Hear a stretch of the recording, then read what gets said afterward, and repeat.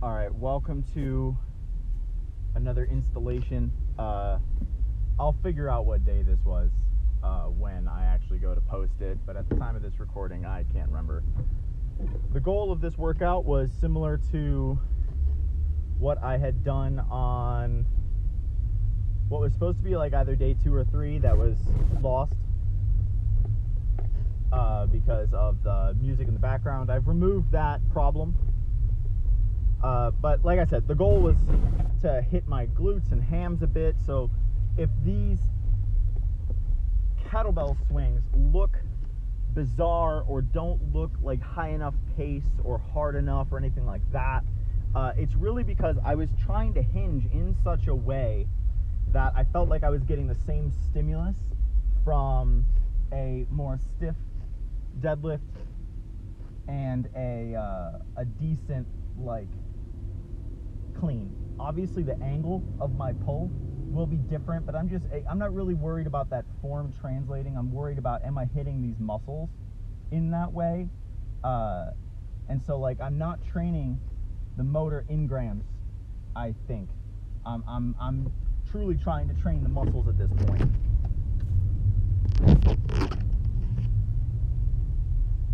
So that being said, my quads were not sore. They have previously been sore from such hamstring work. I mean, not hamstring work, from such kettlebell work. And this time I absolutely felt it in my glutes and my hams, which to me, that's a win. That means I successfully did what I intended to do with this workout. Whether or not the box jumps were necessary is unknown. But it felt like a good way to make sure that I was hitting this muscular, like I was getting this muscular stimulus, but I was also keeping the heart rate up, given that this is a conditioning block. Boy, that nervous tick of picking at my beard is just the worst. I have no idea how to stop it. It's not like my beard is irritating me. It's not itchy or anything. It's a decently heavy beard. I mean, healthy beard, despite it being unkempt. But yeah, it was sufficiently hard. I think what I did is I did this on a minute 15, or I attempted to do this on a minute 15 intervals. I really like this style of workout because it reminds me of what I did in swimming. In swimming was absolutely, you pick an interval that's relevant to the work you're doing, and you just keep that interval. So I'm not going to stick to this CrossFit EMOM, because it's not EMOM, because maybe the interval's just different, right? And I don't know if I want to call it high intensity interval training. It is relevant intensity for that day, which happens to be interval based. It's just interval based strength training. We don't need to put like too specific labels on it, I guess. So I'm just going back to my roots with this. I wanted it to look sort of CrossFit like, I guess, because I felt like it was a good template. But the more that I'm really taking my conditioning seriously this time, the more that seems less legitimate. And it might just be because I don't know enough. I don't know how to program within the CrossFit headspace. So I'm gonna stick with things that I know how to do. And I feel like I've got a good sense of what's a heart rate I can maintain, and like for how long. Obviously before all this, I did my normal warming up. I did some distance on the row machine. I did some gentle like activation of the hips. Sat in a squatted position for some time. In that squatted position, I kind of like tensed in the plantar flexion and dorsiflexion directions, right? Back and forth of the ankle. Just making sure that like my joints are warmed up, they're evenly mobile, because there's nothing worse than like maximizing your mobility before a workout, and that still is asymmetrical, right? Like that will actually cause some injuries. And I've done it to myself. I've done it to myself doing like Olympic lifts, where like I stretched both legs and like warmed up both legs evenly, but like that's not what each leg needed in order to land the weight symmetrically. And I found that that's why I was like either having it crash into myself, I was standing it up asymmetrically, right? I'd have a favoritism towards one leg, lots of issues. So I'm making sure I'm avoiding that here. Your warm-up is a science. It's extremely personal, and I think that's the reason why I've elected to omit the warm-up from this, because I'm not going to try and give you my tools to warm up. You absolutely need to figure that out for yourself. There's many examples of movements, but like the string of movements and in what order and for what duration and for what purpose and like what you should be feeling when you're doing them is something that you're gonna have to like have a nuanced eye for, and I don't want it to be that my words mislead you. You've got to go beyond what I've got here in order to figure that out for yourself, so that way like I'm not being blamed for you hurting yourself, if that makes sense. And while that's said, none of what I do is supposed to be prescriptive. This is not a prescriptive channel. This is a channel that is intended to like document how I got from point A to point B, and we won't know until I am at point B whether or not that path was one that made sense, or one that was beneficial. It's kind of impossible to know whether or not it was optimal, because if it wasn't optimal, we don't know what the optimal path was and compare side by side. But if there's improvement, we know that it just wasn't the worst outcome, because the worst outcome would be worse than lack of improvement. It would be injury or regression.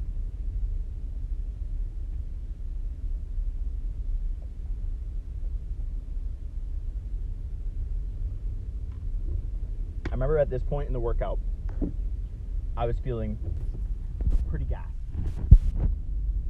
I was definitely using some of the stretchiness and springiness of my muscles, which may have been a wrong decision. It may have been that I did choose a weight that's too heavy. But in any case, that's where we were. I was extremely sore. I actually took 3 days off after this. I believe that I did this on a Thursday. And I took Friday, Saturday, Sunday. Or no. Yeah, I did this on Friday. I took Saturday, Sunday, and Monday off. And came back to it today.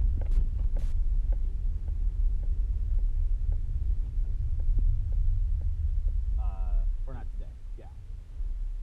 Yeah, so I have a workout that I did today that is not going to be recorded. Kind of had some issues with the phone, issues in the gym. So I'll do another video just sort of discussing what I did. It's nothing special or anything crazy. And then there will probably be another video that gets put up tomorrow. But just for documentation's sake, between this workout that you're currently viewing and the next one to be viewed, there was 3 days and a workout that is omitted. It is what it is.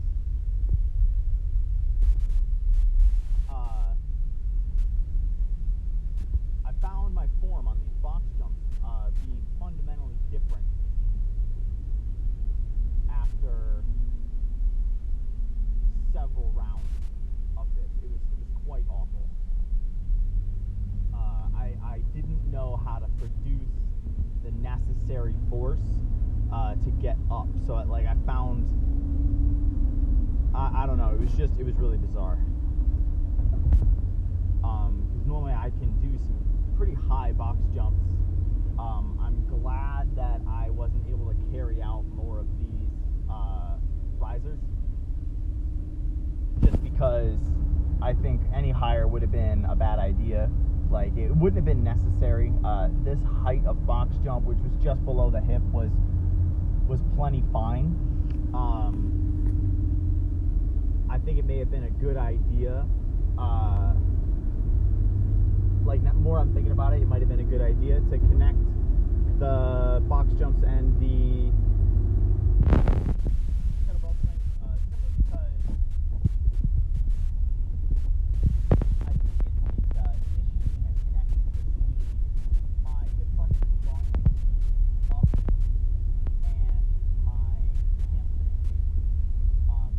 I need these things, their proprioception to be quite high for them to interact with like strength, control, and right. I just can't be having feet that they're strong and they've got enough endurance to grind out a movement. I need them to be explosive and work in tandem with my glutes, which are already really, really explosive.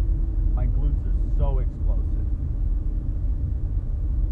And I think that has benefited me, but also like hindered me in some ways. It's a hindrance because it's been a crutch. I have not had to engage my training in such a way that is able that I needed to evenly bring everything up. My quads were maybe disproportionately developed from like biking as a kid and then also swimming. I think as an intermediate / advanced swimmer at any point, I was able to get away with having really, really strong quads. I did not develop my hamstrings in the slightest as a youth. My hamstrings were woefully undeveloped going into a lot of things later in life. Like I even pulled my hamstring doing ultra running, which I don't think that's like the most common injury in that variety of sport, or even like even the top couple most common. I think most people end up doing something to their knee, doing something to their ankle. There's a lot of like Achilles tendon tears in ultra running, a lot of plantar fasciitis, a lot of medial meniscus problems, because it's on rough terrain quite often. Like these, people don't realize like the extra 5-6 miles they add on to the marathon to make it an ultra marathon. It's no longer on a road. You're not doing this longer than a marathon on a road. You're hiking. And so the terrain's rough, and so like people get ACL tears too, PCL, all sorts of stuff. Overuse injuries happen in like the hip and like hip flexors, low back. Very rarely are these people who do a lot of running hurting their hamstring. But like I had such crappy hamstrings that I pulled a hamstring doing one of these kinds of runs. Absolutely horrible. And there I do.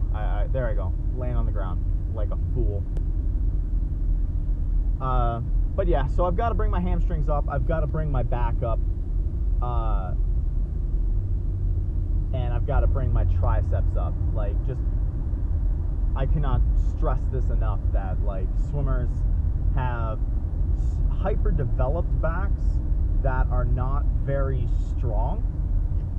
They've got a lot of endurance, and so they're stronger than your average person for that reason. But like, I think if you were to like do like a volumetric to like contractile strength kind of analysis of swimmers to other athletes, the swimmers would actually be weaker.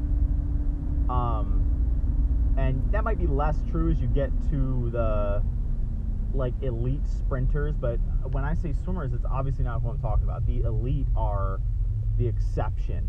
They're not what is the case for what that sport does for the average person. And I think swimming is one of the worst things that someone can go do for general athleticism. And I say this as someone who is like a pretty good swimmer.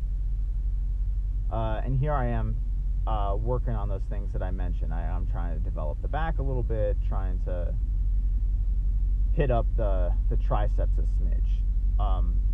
Really, I'm just doing these for a few reps. I'm just trying to get those muscles turned on. We're not necessarily hitting the high threshold fibers or anything like that.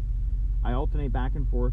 Not sure if alternating these rows and tricep extensions is necessarily the best way to do it, but I just know these are things that I need to hit, so I'm just hitting them. I'm not hitting them in any complicated fashion. Just let's get the work in instead of overthinking it.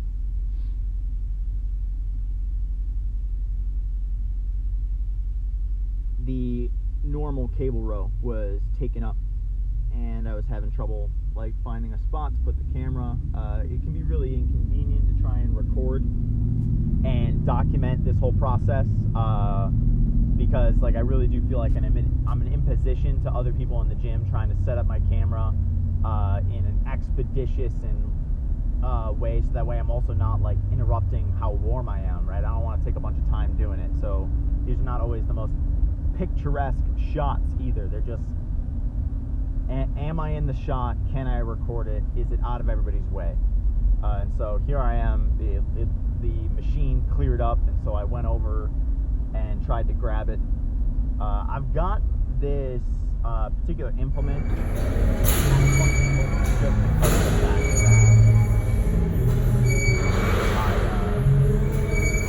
I felt like this is the way that I could get the whole frame. I would have turned it over, and I felt like it would have been taking time. But the way that I did it, even though it looks a little wrong, it might be weird for the grip. I was able to pull through the first time. That was exciting. I think there was a set of push-ups and a shot that I was taking time to hit, but I didn't do push-ups because of the excitement. I just didn't want to move around. It doesn't look like it's able to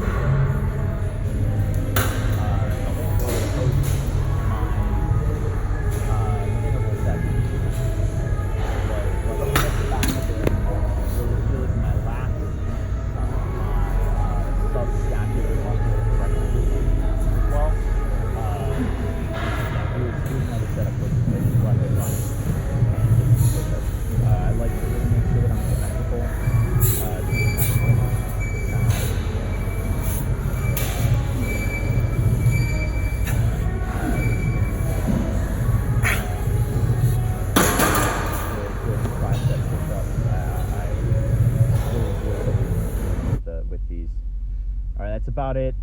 Like, subscribe, comment. See you next time.